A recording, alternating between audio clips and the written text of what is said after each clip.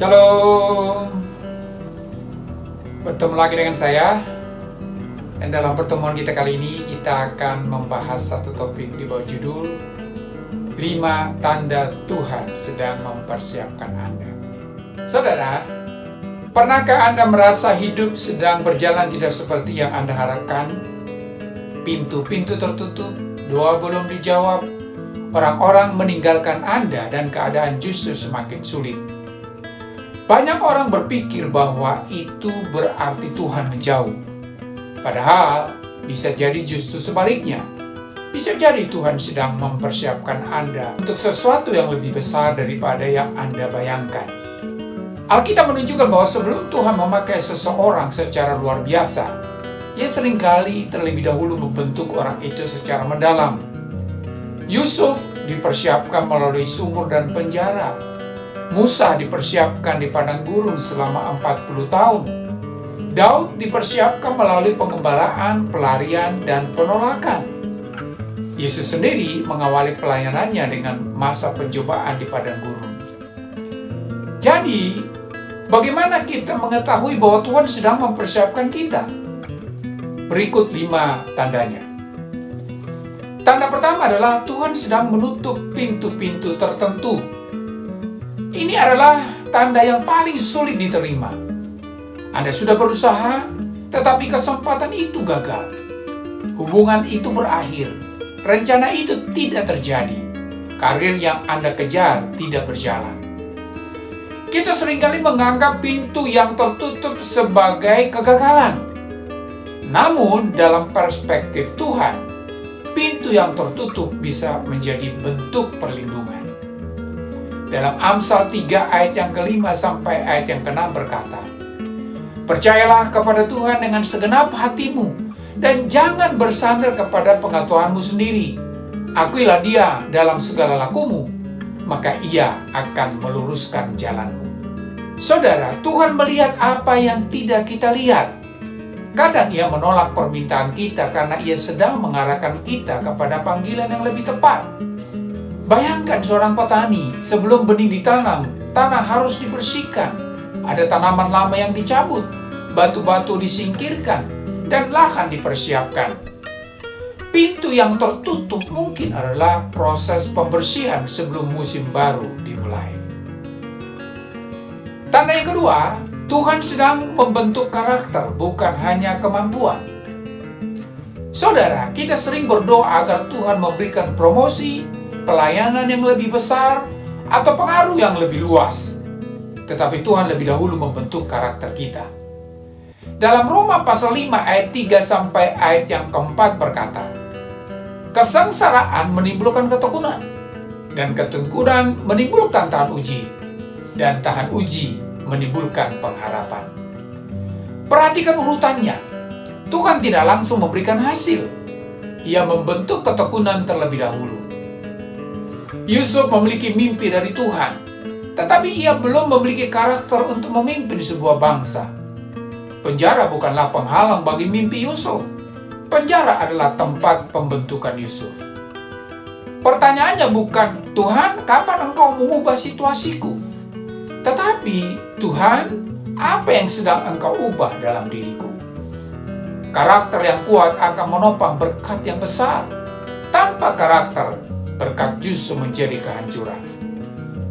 Tanda yang ketiga adalah Tuhan membuatmu bergantung kepadanya.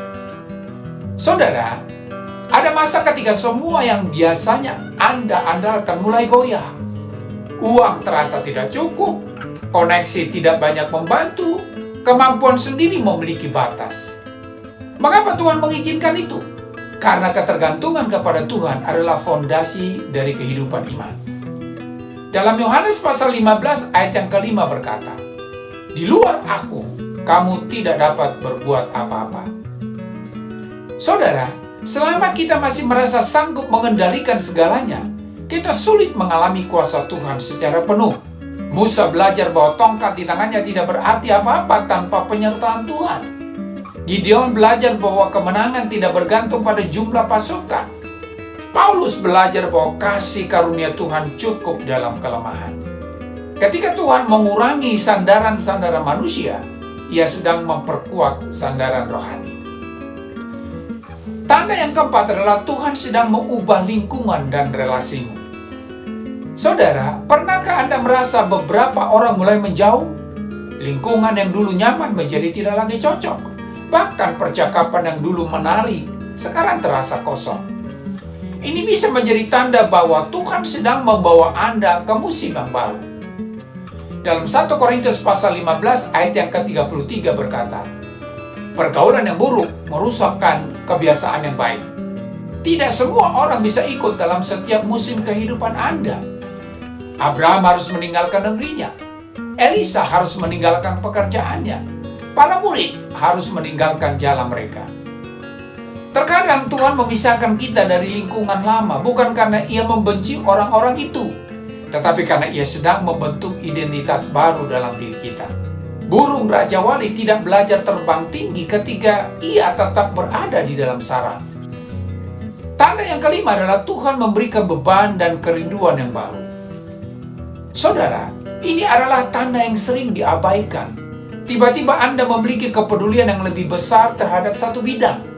Anda ingin melayani, Anda ingin membangun sesuatu, Anda ingin menolong orang lain. Hati Anda tidak lagi puas dengan kehidupan yang biasa-biasa saja. Dalam Filipi pasal 2 ayat yang ke-13 berkata, karena Allah lah yang mengerjakan di dalam kamu, baik kemauan maupun pekerjaan menurut kerelaannya. Perhatikanlah bahwa Tuhan bekerja bukan hanya melalui keadaan, tetapi juga melalui kemauan. Nehemia mulai dengan beban terhadap tembok Yerusalem. Esther mulai dengan kesadaran bahwa ia ditempatkan untuk suatu tujuan. Paulus memiliki dorongan yang kuat untuk memberitakan Injil. Seringkali panggilan dimulai sebagai beban, bukan sebagai panggung. Jika Tuhan sedang menaruh kerinduan yang kudus dalam hati Anda, jangan abaikan itu. Rawatlah dalam doa, firman, dan ketaatan. Saudara, mungkin saat ini Anda sedang berada dalam musim yang membingungkan. Pintu tertutup, karakter sedang diuji, sandaran manusia mulai hilang, lingkungan berubah, dan hati Anda dipenuhi kerinduan yang baru. Jangan buru-buru menyimpulkan bahwa Tuhan meninggalkan Anda. Bisa jadi Tuhan sedang mempersiapkan Anda. Ingat, proses persiapan seringkali tidak terlihat spektakuler. Akar pohon bertumbuh di bawah tanah sebelum buah muncul di atas permukaan. Tuhan bekerja dalam keheningan sebelum Ia bekerja di hadapan banyak orang. Dalam Yesaya 64 ayat yang 4 berkata, bahwa Tuhan bekerja untuk orang yang menantikan Dia. Tetaplah setia, tetaplah berdoa, tetaplah taat. Karena ketika waktunya tiba, Anda akan menyadari bahwa setiap penolakan, setiap penantian, setiap air mata, dan setiap proses bukanlah kebetulan. Semuanya adalah bagian dari tangan Tuhan yang sedang membentuk hidup Anda. Mungkin hari ini Anda belum melihat hasilnya, tetapi percayalah, Tuhan tidak pernah membuang proses. Ia sedang mempersiapkan Anda.